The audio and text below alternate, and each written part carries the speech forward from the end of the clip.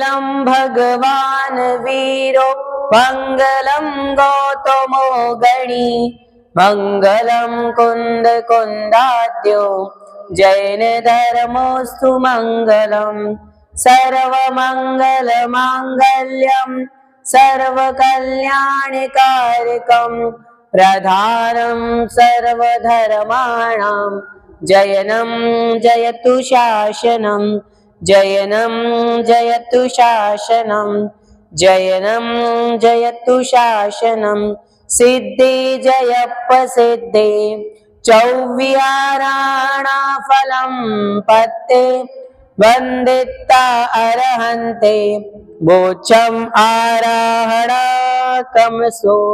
जय बोलिए देवादिदेव 1000 श्री बड़े बाबा आदिनाथ भगवान की, परम पूज्य आचार्य भगवंत शिव कोटि मुनि महाराज की, संत शिरोमणि आचार्य गुरुदेव विद्यासागर जी मुनि महाराज की, परम पूज्य मुनि पुंगव सुधा सागर जी महाराज की, बड़ाई दीपा समस्त मुनियारिका संघ की।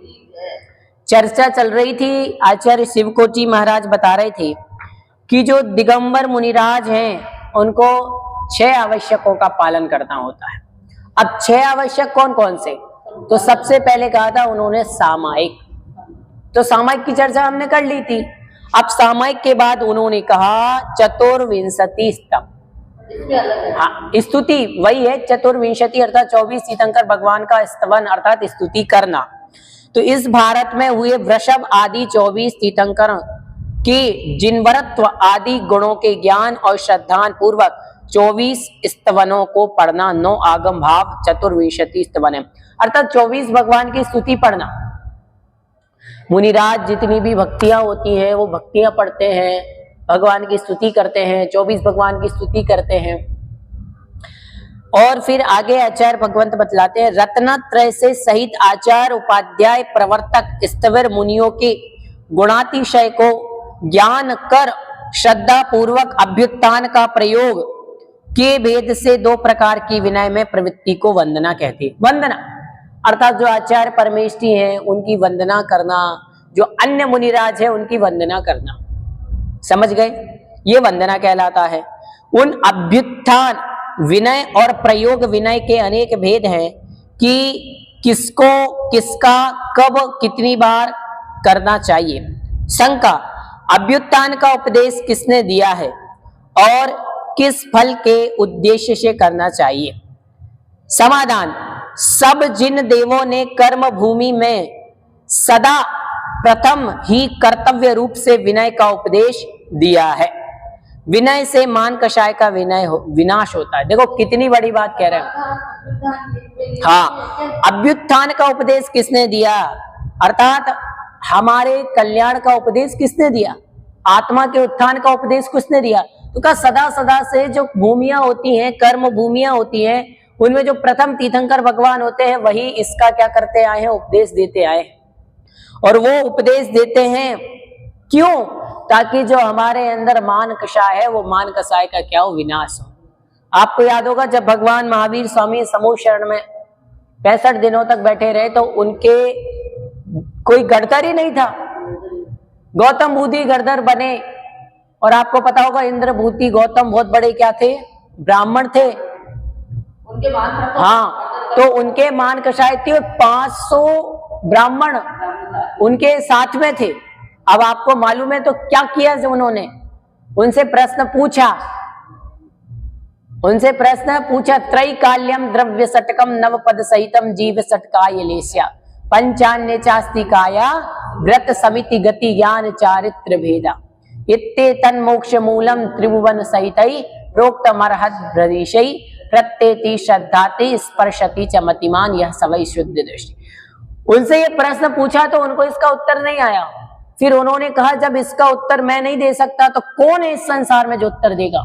तो फिर उन्होंने कहा भगवान महावीर का शमो शरण लगा और शमो शरण में जाते ही मानस स्तंभ को देख करके उनका मान क्या हो गया, गलित हो गया। और भगवान के वो प्रथम गढ़धर बने, मुनि बने, दीक्षा लेकर के उनसे प्रथम जिज्ञासा की और भगवान की दिव्य ध्वनि खिरी। तो कह रहे मान कसाय का क्या होता है, नाश होता है। किससे? विनय से। और आचार्य भगवंतों ने इतना तक कहा विनय मोक्ष का द्वार है। विनय से तो सब कुछ विनय को क्या कहा? मोक्ष का द्वार। इसलिए हमें जिनवाणी की, देवशास्त्र गुरु की, अपने से बड़ों की, जो हमसे आचरण वाले, उनकी सदा विनय करनी चाहिए। जीवन में हमें कभी भी मुनि निंदा नहीं करनी चाहिए।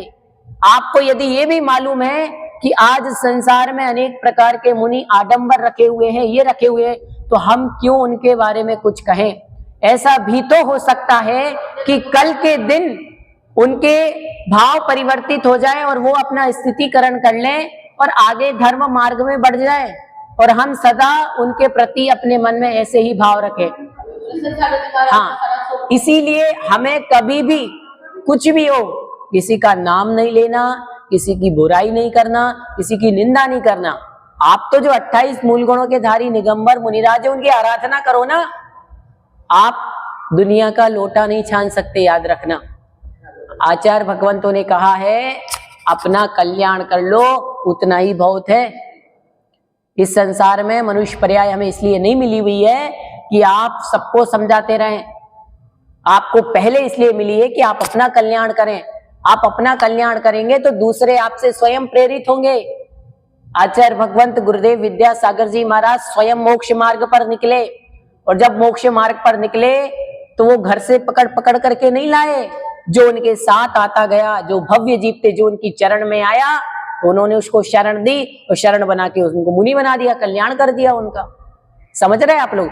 इसीलिए कभी भी हमारे लिए इस बात का याद रखना चाहिए कि हमारे लिए कभी भी किसी की निंदा नहीं करनी चाहिए। यदि कोई बुरा भी है तो भी हम उसकी निंदा ना करें। निंदा करने से नीच गोत्र का आशय होता है। समझ गए? अब आचार्य भगवंत कहते हैं कि गुरुजनों में बहुमान, तीर्थंकरों की आज्ञा का पालन, श्रुत में कहे गए धर्म की आराधना, परिणाम विशुद्धि, आर्जव और संतोष रूप फल की अपेक्षा करके विनय की जाती है। यह विनय कौन करता है? जो मान रहित, संसार से विरक्त, निरालसी, सरल, अनुग्रह करने का इच्छुक, दूसरों के गुणों को प्रकट करने में तत्पर और संग का प्रेमी होता है, वह विनय करता है। देख लीजिए, गुरुजनों की विनय करना होती है। तीर्थंकर भगवान ने जो कहा है उनकी आज्ञा का पालन करना होता है। जिनवाणी ने जो हमारे लिए मार्ग पथ बतलाया है उस पथ पर चलना होता है। आत्म विशुद्धि, आत्मा की विशुद्धि बढ़ानी होती है। आर्जव अर्थात सरलता का भाव रखना चाहिए, संतोष का भाव रखना चाहिए। संसार में सुखी कौन है? जो नर सदा संतोषी है, वही सुखी माना जाता है। जिसके मन में सरलता होती है वही सुखी माना जाता है। आचार्य भगवंत ने कहा कि जो शास्त्रों में, जिनवाणी में, श्रुत में धर्म कहा गया वही सच्चा धर्म है। ये बात समझना चाहिए।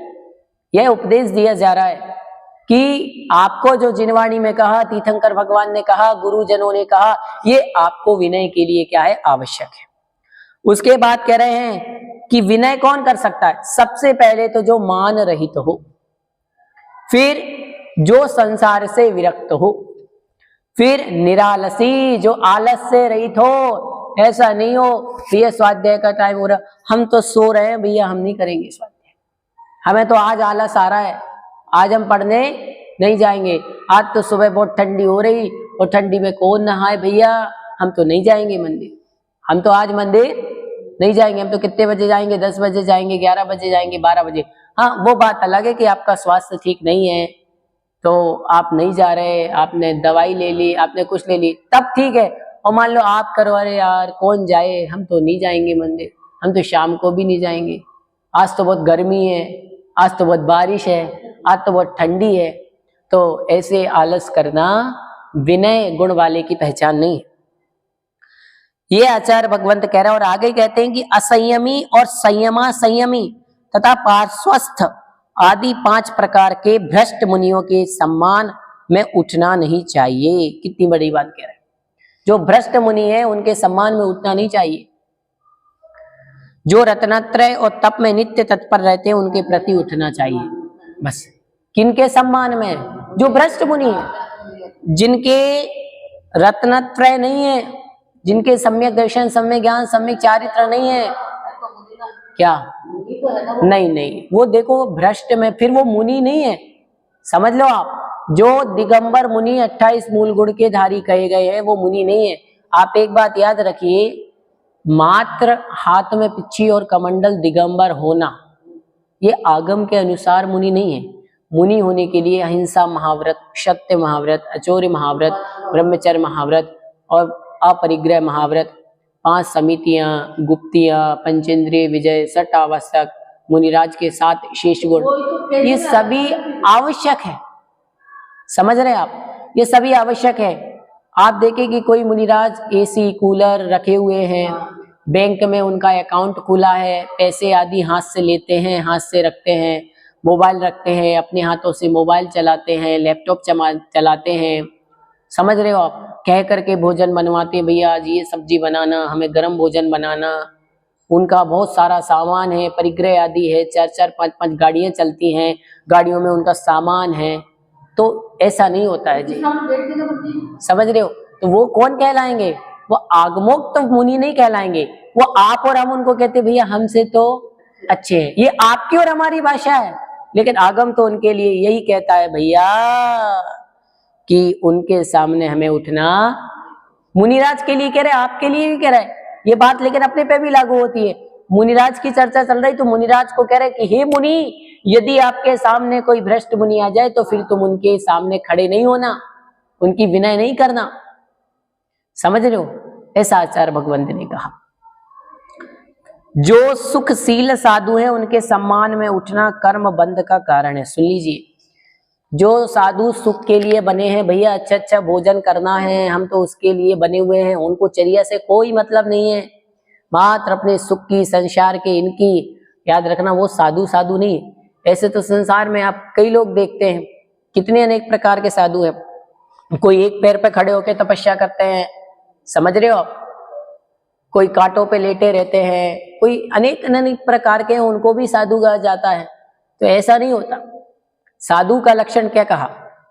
रत्न करंडक श्राप का 4 आचार्य समंत्र भद्र महाराज ने 10वें नंबर के श्लोक में कहा, विषयाशावशातीतो निरारंभो परिग्रह ज्ञान ध्यान तपो रक्तस तपस्वीशा रसस्यते।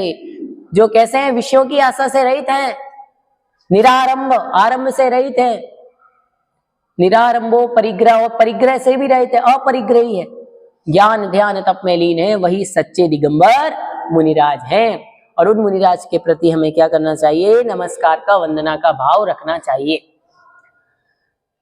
क्योंकि वह प्रमाद को बढ़ाने का कारण होता है। जो वाचना देता है अथवा अनुयोग का शिक्षण देता है, वह अपने रत्नत्रय में न्यून भी हो तब भी उनके सामने अध्ययन करने वालों को उनके सम्मान में उठकर खड़ा होना चाहिए।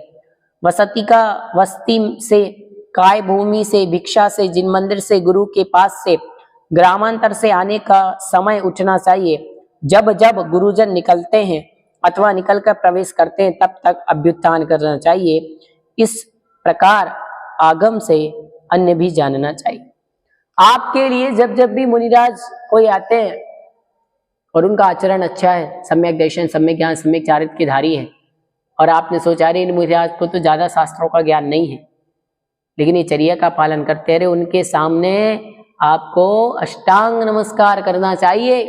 ये सोच लीजिए, उनके मुनिराज के लिए चरण कहा, चारण, चरण मतलब आचरण। अरे ज्ञान तो शास्त्र वो पढ़ करके बाद में भी कर लेंगे, लेकिन मुख्यता किसकी होती है? आचरण की होती है। यदि आचरण नहीं है तो आप एक बात बताइए, सम्यक दर्शन और सम्यक ज्ञान से तो मोक्ष नहीं होने वाला है ना। मोक्ष मार्ग, मोक्ष को प्राप्त करने के लिए मोक्ष मार्ग तो तभी बनेगा जब चारित्र होगा, समझ रहे ना आप। इसीलिए सम्यक दर्शन, सम्यक ज्ञान, सम्यक चारित्र तीनों क्या है? बहुत ही आवश्यक है। मूलाचार में कहा है कि क्रिया कर्म में 2 अवनति, 12 आवर्त, 4 शिरोन्नति, 3 शुद्धियां होती हैं। पंच नमस्कार के आदि में 1 नमस्कार, 24 तीर्थंकर के स्तवन आदि में दूसरा नमस्कार, इस प्रकार 2 नमस्कार होते हैं।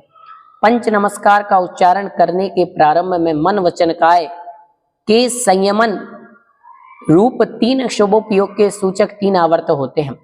पंच नमस्कार की समाप्ति होने पर भी उसी प्रकार 3 आवर्त होते हैं। इस प्रकार 24 तीर्थंकरों के स्तवन आदि और अंत में 3 आवर्त होते हैं। जब दिगंबर मुनिराज, आपने देखा होगा कि वो सामयिक करते हैं, 24 भगवान की स्तुति करते हैं, तो चारों दिशाओं में 3 आवर्त देते हैं इसे अपनी पिच्ची के साथ। आवर्त दे करके नमोकार पढ़ करके नमस्कार करते हैं। तो वही विधि यहाँ पर आचार्य भगवंत बतला रहे हैं कि चतुर्विंशति तीर्थंकरों के स्तवन के प्रारंभ में 3 आवर्त, और जब स्तवन पूरा हो जाए तब भी 3 आवर्त होने चाहिए। अथवा इस प्रकार से 3 प्रदक्षिणाओं में 12 प्रणाम होते हैं। मतलब 24 तीर्थंकर के स्तवन आदि और अंत में 3 आवर्त होते हैं। इसी प्रकार 3 प्रदक्षिणाओं में 12 प्रणाम होते हैं। इस प्रकार 12 आवर्त होते हैं। अथवा एक बार प्रदक्षिणा करने पर चारों दिशाओं में 4 प्रणाम होते हैं। पंच नमस्कार और चतुर्विंशति स्तवन के आदि और अंत में दोनों हाथ मुकुलित कर मस्तक लगाना, इस तरह 4 सिर होते हैं। इस प्रकार मन वचन काय की शुद्धि पूर्वक क्रिया कर्म होता है। क्रिया कर्म ये सब विनय है कि वो नमस्कार करते हैं, चारों दिशाओं में जो कृत्रिम जिनालय हैं उनको नमस्कार करते हैं। तो उसी चर्या की चर्चा हो रही है। अब आया प्रतिक्रमण। 200 की निर्वृत्ति को प्रतिक्रमण कहते हैं। आप और हम करते हैं ना प्रतिक्रमण, आप और हम तो कभी कभी करते हैं। अष्टमी को करेंगे, चतुर्दशी को करेंगे, 10 लक्षण में करेंगे, अथवा कई लोग होते हैं शाम को करते हैं। लेकिन मुनिराज प्रतिदिन सुबह दोपहर शाम तीनों समय करते हैं प्रतिक्रमण। पाक्षिक प्रतिक्रमण अलग करते हैं, चातुर्मासिक अलग करते हैं, वार्षिक अलग करेंगे, और अंत में संलेखना समाधि वर्ण लेंगे तो जीवन भर का प्रतिक्रमण अलग होता है। उसके 6 भेद हैं। किसके? प्रतिक्रमण के। नाम प्रतिक्रमण, स्थापना प्रतिक्रमण, द्रव्य प्रतिक्रमण, क्षेत्र प्रतिक्रमण, काल प्रतिक्रमण और भाव प्रतिक्रमण। अयोग्य नाम का उच्चारण न करना नाम प्रतिक्रमण है। भट्टिनी, दारिका, स्वामिनी इत्यादि अयोग्य नाम है। मुनिराज के लिए जो अयोग्य नाम कहे उनका उच्चारण न करना, ये क्या कहलाता है? नाम प्रतिक्रमण। अयोग्य नाम जैसे दारिका, स्वामिनी, ये स्त्रियों के नाम है ना। स्वामिनी जैसे अपन बोलते हैं ना, अरे स्वामिनी अपनी पत्नी को क्या बोलते हैं? स्वामिनी। दारिका, दारा मतलब स्त्री होती है, तो स्त्री को क्या बोलेंगे? दारिका। तो ऐसे शब्द मुनिराज नहीं बोलते। स्थापना आदि से यहाँ आप्त भाषों की त्रस की मूर्ति, त्रस और स्थावरों की आकृतियां लिखित या खोदी हुई ग्रहण की गई हैं। उनमें से आप्त भाषों की प्रतिमाओं के सम्मुख हाथ जोड़ना, सिर नवाना, गंध आदि से पूजन नहीं करना चाहिए।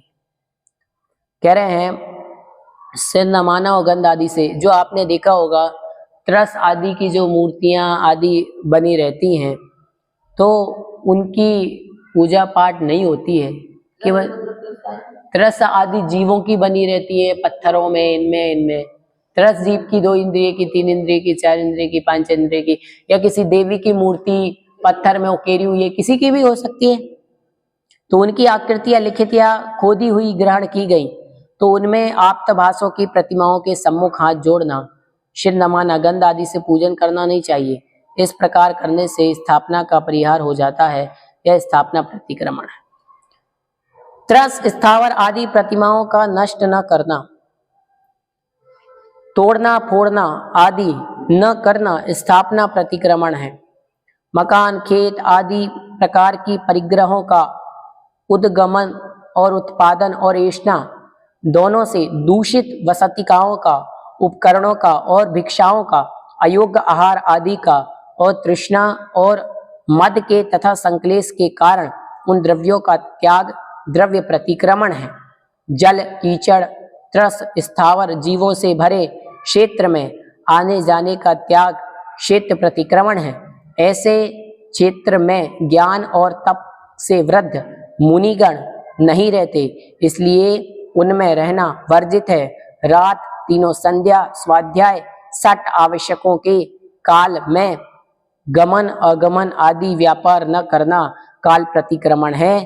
काल का त्याग तो अशक्य जैसा है, अतः काल में होने वाले कार्य विशेषों को काल के संबंध में काल शब्द से ग्रहण किया। मिथ्यात्व, असंयम, कषाय, राग, द्वेष, आहार आदि संज्ञा, निदान, आर्त, रौद्र इत्यादि का शुभ परिणाम और पुण्याश्रवभूत शुभ परिणाम भाव शब्द से ग्रहण किए हैं, उनसे निर्वृत्ति का भाव प्रतिक्रमण है, ऐसा किन्हीं आचार्यों ने कहा।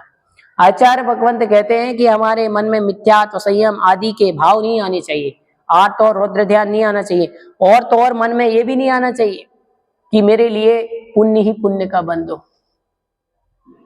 कहने का मतलब ये भाव नहीं आना चाहिए। पुण्य होना अलग चीज है, क्योंकि आप ये नहीं मत सोचो कि हे भगवान मुझे ऐसे पुण्य की प्राप्ति हो जो मेरे संसार को बढ़ाए। वो पुण्य तो है, कहा आचार्य भगवंत ने। कुंद कुंद भगवान ने समय सार जी में कहा, कम्मम सोहम कुशीलम सो कम्मम चावि जान सुशीलम कीतम होदी सुशीलम जम संसारम पविशेदी। गाथा नंबर 152 बंद अधिकार की चर्चा वहां पर चलती है। तो आचार्य भगवंत कुंद कुंद भगवान ने कहा कि पुण्य हो या पाप दोनों ही बेड़ी है, एक सोने की बेड़ी है, एक लोहे की बेड़ी है। लेकिन पुण्य भी है और पाप भी है। लेकिन कौन सा पुण्य है? जम संसारम पवेशेदी, जो पुण्य संसार में प्रवेश कराए वो पुण्य है। लेकिन जो पुण्य आपको मोक्ष तक ले जाए वो पुण्य है नहीं है। समझ गए? उस पुण्य की तो आवश्यकता है।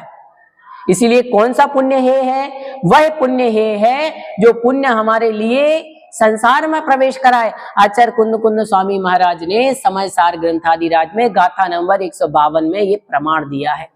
और भी वहां पर एक दो गाथाएं कही, वहां पर पुण्य और पाप को सोने और लोहे की बेड़ी कहा गया।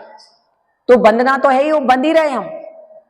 लेकिन एक पुण्य करके आप ये मांगो भगवान से, भगवान मुझे अच्छा पति मिले, अच्छा घर मिले, अच्छा रुपया मिले, अच्छा पैसा मिले, ये सही नहीं है।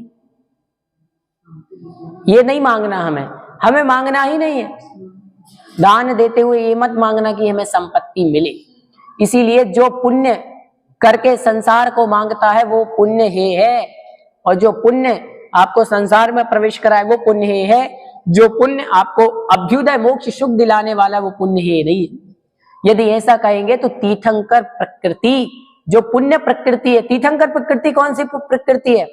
तत्वार सूची में उमा स्वामी महाराज से पढ़े कि नहीं आप? तो उन्होंने 16 कारण भावनाओं को कहा। 16 कारण भावनाएं क्या है? किसका कारण है? तीर्थंकर प्रकृति के बंध का। और तीर्थंकर प्रकृति कौन से कर्म की प्रकृति है? नाम कर्म की। तो नाम कर्म की जो तीर्थंकर प्रकृति है, वो तीर्थंकर प्रकृति पुण्य प्रकृति है कि पाप? पुण्य प्रकृति है। तो कौन नहीं चाहता कि तीर्थंकर प्रकृति का हमें बंधु? बताओ। आप चाहते, सब चाहते हैं। फिर कैसे कह दे कि हम वो है? जो आपके लिए तीर्थंकर बनाए वो है नहीं है। हे कौन है? जो संसार में ले जाए। समझ गए? इसीलिए कौन सा पुण्य है? जो संसार में प्रवेश कराए वो पुण्य है। वो पुण्य है नहीं है जो आपको मोक्ष की ओर ले जाए। समझ गए? आचार्य भगवंत आगे कहते हैं कि अन्य आचार प्रतिक्रमण के 4 भेद कहते हैं। निमित्त की अपेक्षा न करके किसी का प्रतिक्रमण नाम रखना, नाम प्रतिक्रमण। अशुभ परिणाम वाले जीवों के शरीर का जैसा आकार है उस आकार के सादृश्य की अपेक्षा से चित्त में अशुभ परिणामों की स्थापना प्रतिक्रमण है। प्रमाण, नय, निक्षेप आदि के द्वारा प्रतिक्रमण नामक आवश्यक के स्वरूप का जो ज्ञाता है उसमें उपयुक्त नहीं है। वह प्रतिक्रमण विषयक ज्ञान का कारण होने से आगम द्रव्य प्रतिक्रमण के शब्द से कहा जाता है। जो आगम प्रतिक्रमण के 3 भेद हैं, ज्ञायक शरीर, भावी और तद व्यतिरिक्त। जैसे प्रतिक्रमण पर्याय का कारण आत्मा है, वैसे ही उसका त्रिकालवर्ती शरीर भी कारण है, इसलिए वह प्रतिक्रमण शब्द से कहा जाता है। चारित्र मोह के क्षयोपम से होने वाले जो आत्मा भविष्य में प्रतिक्रमण पर्याय रूप होगा वह भावी प्रतिक्रमण है। क्षयोपम अवस्था को प्राप्त चारित्र मोहिनीय कर्म 9 आगम द्रव्य व्यतिरिक्त कर्म प्रतिक्रमण है। प्रतिक्रमण रूप ज्ञान आगम का भाव प्रतिक्रमण है, अर्थात मिथ्या ज्ञान, मिथ्या दर्शन और मिथ्या चरित्र से विरत हूं, इस प्रकार का स्वरूप ज्ञान आगम भाव प्रतिक्रमण। मतलब प्रतिक्रमण का मतलब होता है अपने दोषों की निंदा आलोचना करना। मन में मैं मिथ्या दर्शन, मिथ्या ज्ञान, मिथ्या चारित्र से विरक्त हूं भगवान। ये भी क्या है? प्रतिक्रमण है। अशुभ परिणाम के द्वेष को, दोष को जानकर उन पर श्रद्धा करके उनके प्रतिपक्षी शुभ परिणामों में प्रवृत्ति को नो आगम भाव प्रतिक्रमण कहते हैं। तो इस प्रकार से आचार्य भगवंत ने प्रतिक्रमण की चर्चा की। ठीक है, तो 6 आवश्यक हो गए। किनके होते 6 आवश्यक? साधु संतों के। शंका करते हैं कि सामायिक और प्रतिक्रमण में क्या भेद है? सामायिक और प्रतिक्रमण में क्या अंतर है? सावध्य योग की निर्वृत्ति सामायिक है और अशुभ मन वचन काय की प्रवृत्ति से निर्वृत्ति प्रतिक्रमण है। 6 आवश्यक की व्यवस्था कैसे संभव है फिर, दोनों यदि एक ही हैं तो आचार्य भगवंत कह रहे सर्व सावध्य योग को त्यागता हूं। इस प्रकार हिंसा आदि का भेद ना करके सामान्य से सर्व सावध्य से निर्वृत्ति सामायिक है। सावध्य योग जानते हो क्या होता है? पाप। सावध्य मतलब सहित है, किससे? पाप से। तो जो पाप है उनका मैं क्या करता हूं? त्याग करता हूं। और हिंसा आदि का भेद न करके सामान्य से सभी प्रकार के सावध्य से निर्वृत्ति हो गई। और निर्वृत्ति हो गई तो क्या हो गए? सामायिक। मुनिराज बैठ जाते हैं ना, मैं सभी पापों का त्याग करता हूं। जैसे हम लोग भी सामायिक करते हैं, भगवान घर परिवार सबका त्याग करके चारों दिशाओं में आपने दिग्बंधन कर लिया और एक स्थान पर बैठ गए। एक स्थान पर बैठ करके आप, चाहे आंधी हो चाहे तूफान हो, मुनिराज भी सामायिक करते समय हिलेंगे नहीं, वो हिलेंगे नहीं, डुलेंगे नहीं, बारिश आ जाए, कुछ भी आ जाए। समझ रहे हो? वो कौन कहलाएंगे? दिगंबर मुनिराज। और वो क्या कहलाती? सामायिक, क्योंकि उन्होंने सब पापों का त्याग कर दिया। मुनिराज जैसे चलते हैं करते हैं तो किन्हीं ना किन्हीं जीवों की हिंसा की क्या रहती? संभावना रहती है। पर उन्होंने सबका त्याग कर दिया, ना चलेंगे ना घूमने जाएंगे, कुछ नहीं करेंगे, एक स्थान पर बैठे रहेंगे। सर्व सावध्य का त्याग, ये सामायिक। और हिंसा आदि के भेद से सावध्य योग के भेद करके उसमें निर्वृत्ति प्रतिक्रमण है। जैसे सावध्य के आपने भेद कर दिए और भेद करके इन पापों का त्याग, इन पापों का त्याग, इन पापों का त्याग, इन पापों का त्याग, ये प्रतिक्रमण है। सूत्र में कहा मिथ्यात्व प्रतिक्रमण, असंयम प्रतिक्रमण, कसाय प्रतिक्रमण और अप्रशस्त योग प्रतिक्रमण। जो जो काम हमसे गलत हो गए उन सब का प्रतिक्रमण करना। इस प्रकार से आचार्य भगवंत ने यहाँ पर प्रतिक्रमण की बहुत अच्छे से चर्चा की। आज की क्लास में हम इतना ही पढ़ेंगे। कल की कक्षा में और आगे जानेंगे किस प्रकार से मुनिराज के लिए और अपनी चर्या में ध्यान रखना चाहिए। जिन वाणी के ज्ञान से सूझे लोक सो वाणी मस्तक नमो सदा दे तो दो। हे जिन वाणी भारती तो जपो दिन रैन, जो तेरो शरणा भयो सो पावे सुख चैन।